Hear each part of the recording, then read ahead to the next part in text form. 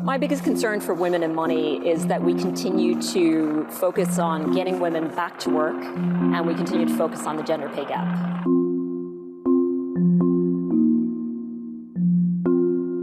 I'm Martina Cheung, president of S&P Global Ratings and S&P Global Sustainable 1. One of the things that we've seen in COVID is that of the 4 million individuals who left the US workforce in 2020, about 3/4 of them are women. So clearly we have a lot more to do to get women back into the workforce. There are very few companies, I think we could say broadly on average, that have people coming back to the office 5 days a week.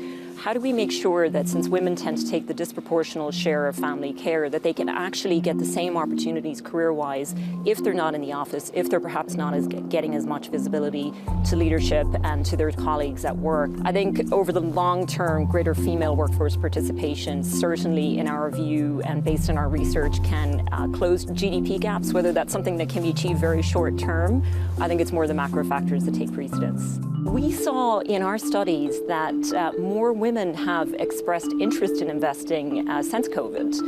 So I think that's an incredible opportunity really for all of us and for the markets as well. Well, we've certainly seen an increase in women's interest in sustainable investing. There's been quite a lot of coverage that has highlighted the percentage of investments that women are driving towards sustainable themes, for example. Now, when it comes to investable wealth, our study in 2019 showed that women had about 40% of total wealth around the world. But one of the bright spots that we're very hopeful about is how much wealth will be transferred to women over the next several decades.